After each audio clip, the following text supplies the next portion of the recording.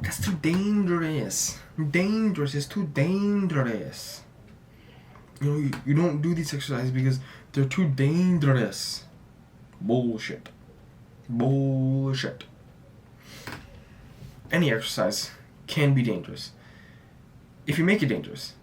If I told you that a bicep curl ended with the dumbbell touching your forehead, and then I told you to, oh yeah, do an explosive bicep curl.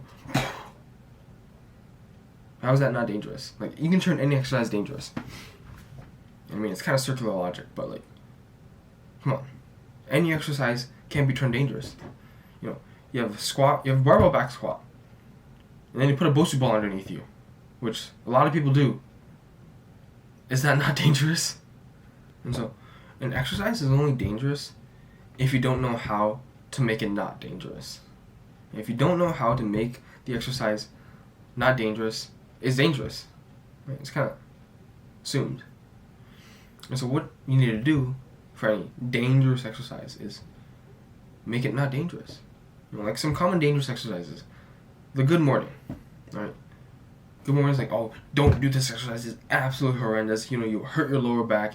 You'll break your spine. You do this, you'll do that, you do this, you'll do that. Bullshit. The good morning is one of the best exercises for your posterior chain. Especially for your lower posterior chain. And it's said to be a bad exercise because of the spinal loading. But the thing is, you can load more with a squat. Right? In the RDL, you can load even more doing that. And the squat and RDL both load the spine. Although, not in the same way as the good morning. The good morning loads the spine if you combine the squat with the RDL. But the thing is, you only get injured from the good morning if you do it incorrectly. Because if you do it correctly, you should use less weight than both of those exercises. Because of the spinal loading, right? You compensate for the spinal loading, so you use less weight. Otherwise, you'll injure yourself. If you use the same weight as your RDL, you're going to injure yourself faster than a bullet train. It's kind of slow, though. But that's only if you do it incorrectly. If you do it correctly, there's no issue. And the thing is, the good morning is such a good exercise. It's on par, if not better than the RDL. Because first of all, you don't need to worry about your grip.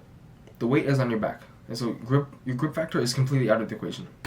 And the second is, you aren't forced to use more weight. You can use less weight and get away with it. And therefore, you have less fatigue. Because the more weight you need to put, the more fatigue you'll generate. Like if I can bench 2 plates for 5 reps, versus if I can only bench 1 plate for 5 reps, I will generate more fatigue from benching 2 plates. Because it's 90 more pounds for 5 more reps. It's a lot more weight being pushed. And so if I can use less weight, I'll generate less fatigue. And it will be even better than the RDL. And so I'd say the good morning and the RDL are the gold standard for lower posterior development. And in this, I would say the good morning is better. Although the RDL does also have its uses. Specifically in that it's much easier to learn than the good morning. Or specifically in that it is less forgiving for incorrect form. Another is anything with the Smith machine. Everyone's like, Smith machine is terrible, do not ever use it, don't even touch, don't even look at it. It's like, Smith machine is not that bad. Like, I did Smith machine squats, and it's not horrendous for your knees if you know how to do it correctly, if you know how to adjust for it. Like, people say, don't do Smith machine squats because, your knees will go too far, you'll break your knees.